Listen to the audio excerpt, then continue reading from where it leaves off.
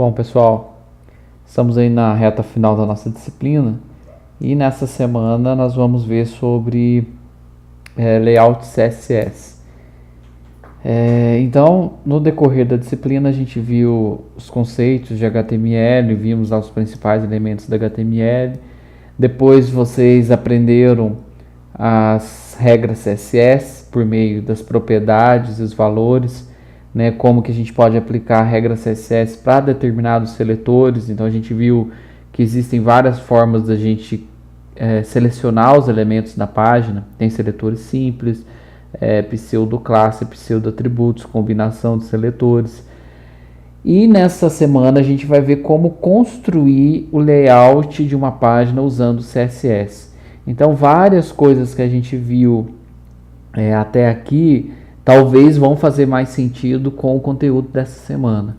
Então peço que vocês leiam o documento PDF, assistam essa aula, para que vocês consigam fazer a atividade prática, tá?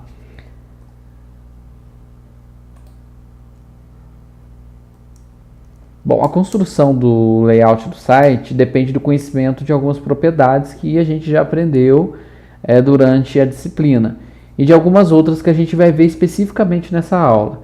Então vocês vão ver que para a construção do layout a gente vai usar as regras e propriedades que a gente aprendeu ao longo do curso e algumas outras que a gente vai ver também, algumas propriedades que a gente vai ver específicos nessa semana, que são específicas para a gente trabalhar com a construção do layout. O layout é como os elementos da página web serão organizados. Então, quando a gente fala de layout, a gente está falando como que é a organização dos elementos da página. Nós iremos usar as propriedades CSS para que, com as regras, nós possamos controlar os elementos e definir, principalmente, o posicionamento desses elementos na página. Os principais elementos que a gente vai ficar trabalhando no posicionamento são as divs. Por isso que eu falei para vocês durante as nossas aulas, inclusive nas aulas presenciais, da importância das divs. Nesse momento que a gente vai ver que a div funciona como um elemento, né, na verdade um container de elementos, e por meio dessas propriedades de posicionamento a gente cria, a gente direciona esses blocos estruturando o nosso site, o nosso layout. E para isso existem algumas técnicas, né, que a gente vai ver nessa semana, né, nesse nosso conteúdo.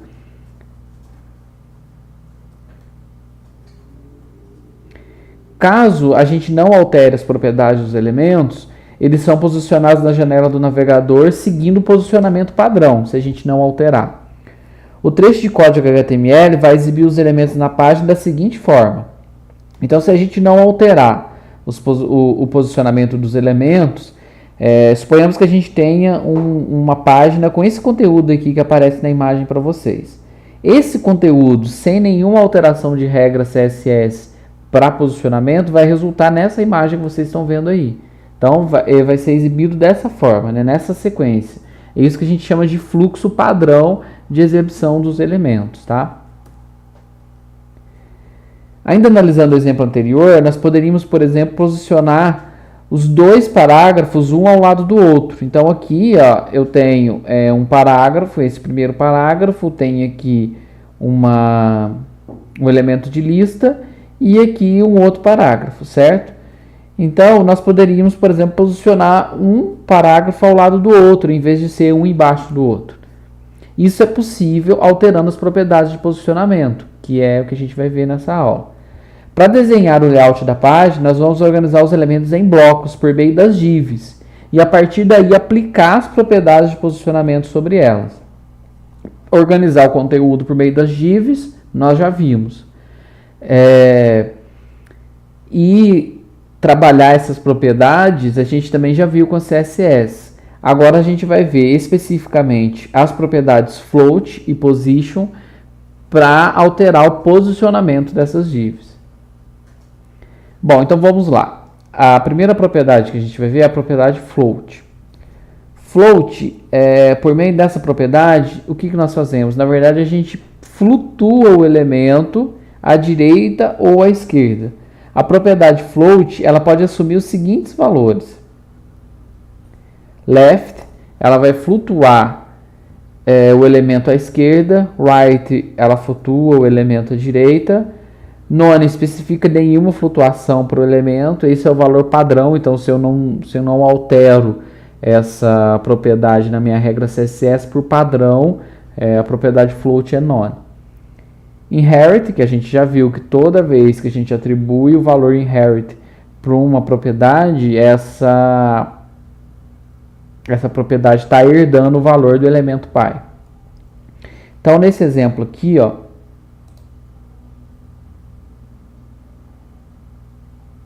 nós temos, ó, uma imagem, certo? E essa imagem, ó, nós temos aqui um parágrafo, dentro desse parágrafo uma imagem. E logo após a imagem, aliás, mesmo dentro do parágrafo, a gente continua o texto. Como essa imagem foi flutuada à direita, o texto ficou localizado aqui. Então, ó, se a gente tirar esse float, olha como que a imagem fica. Então, porque nós flutuamos ela, tá? Ela ficou nesse posicionamento. Depois vocês testem aqui os outros valores, tá?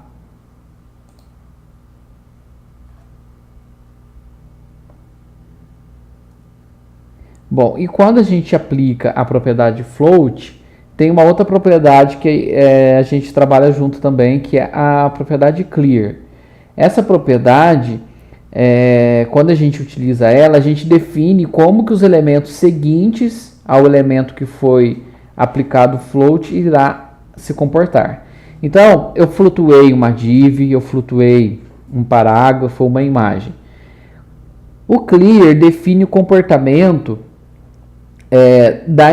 do elemento que vem depois desse elemento que a gente aplicou o float. Porque quando você flutua um elemento, fica um espaço, à direita ou à esquerda. E aí, esse elemento que vem depois, ele vai ocupar esse espaço ou não? Essa configuração a gente faz por meio da propriedade clear. Então, a propriedade clear ela permite especificar quais elementos podem flutuar ao lado do elemento que foi flutuado primeiramente, que se aplicou o float, e de qual lado. No exemplo abaixo, nós temos dois casos.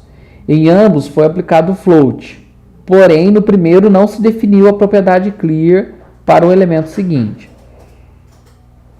Então, se a gente vir aqui no nosso exemplo, ó, nesse primeiro aqui, né, eu tenho uma div 1, certo? E tenho a div 2.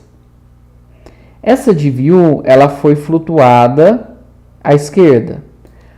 Porém, a div 2, essa div 2, eu não defini nenhum valor para a propriedade clear. O que aconteceu? Ela ficou aqui, ó, em cima dela, certo? Então, essa div aqui 2, ela subiu para cá, né, e ficou meio que encavalada aqui na div 1. Na div 3, a gente tem a mesma aplicação da propriedade float, ó, assim como a div 1, ela também foi flutuada à esquerda, certo? Porém, na div 4, que vem após a div 3, então lembra sempre, a propriedade clear, eu defino a propriedade do elemento que vem após a um outro elemento que foi flutuado. Nesse caso aqui, eu coloquei um clear left, ou seja, ele ficou aqui à esquerda, que seria a mesma coisa que eu colocasse aqui buff, que quer dizer nenhum. Tá vendo? Não deu efeito nenhum. Agora, se eu colocasse aqui right, ele ia vir para cá. Por quê? Porque eu estou definindo que ele vai ocupar o espaço à direita. Se eu não quero que ele suba, eu coloco left para ele ficar à esquerda aqui, ou então eu coloco o buff, que quer dizer nenhum. Certo?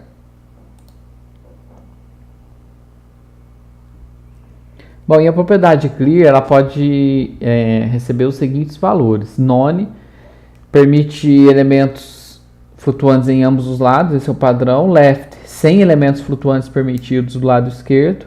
Right, não há elementos flutuantes permitidos do lado direito. Both, nenhum elemento flutuante permitido do lado esquerdo ou direito.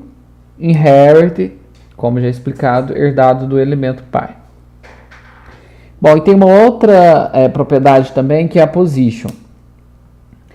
A propriedade position, ela permite posicionar os elementos usando as propriedades top, bottom, left e right. Para que as propriedades acima de fato tenham efeito, é necessário definir a propriedade position. Então, se eu coloco lá left 15 pixels, esse meu elemento, ele vai ter um recuo, né? Ele vai ser posicionado à esquerda com o valor que eu passei de pixels. Só que isso só vai ser possível e só vai ter efeito se eu tiver definido a propriedade position.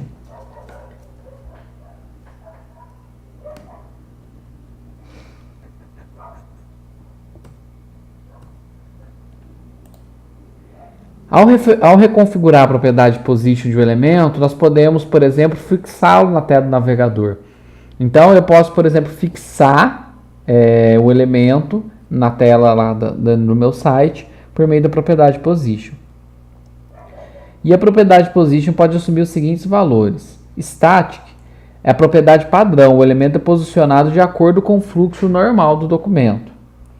Então, nesse exemplo aqui, ó, vocês vão ver a aplicação dessa propriedade.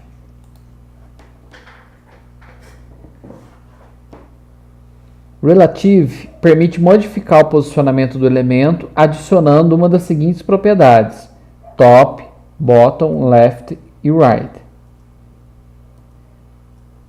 Vamos ver aqui.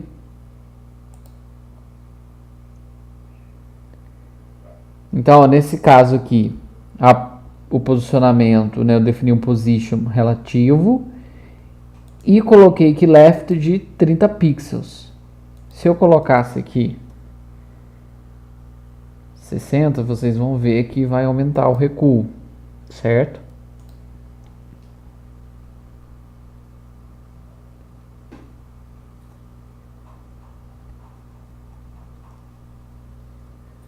Fixed, o posicionamento relativo da janela é posicionado relativo à janela do navegador, permanecendo sempre no mesmo lugar, ainda que a gente role a tela. Absolute, o elemento é posicionado relativo ao posicionamento de seu ancestral mais próximo, em vez de posicionado relativo à janela do navegador conforme o fixed. Então, nesse caso aqui,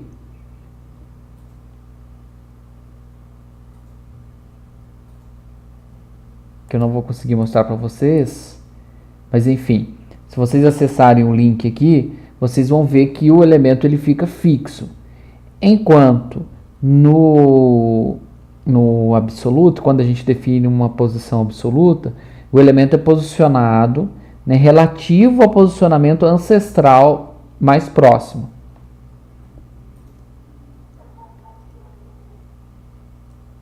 E o stick, que o elemento é posicionado com base na posição do scroll do usuário. Bom, são essas aí os valores que position pode assumir. E aí depois eu vou mostrar na prática para vocês como aplicar essas propriedades, tá certo?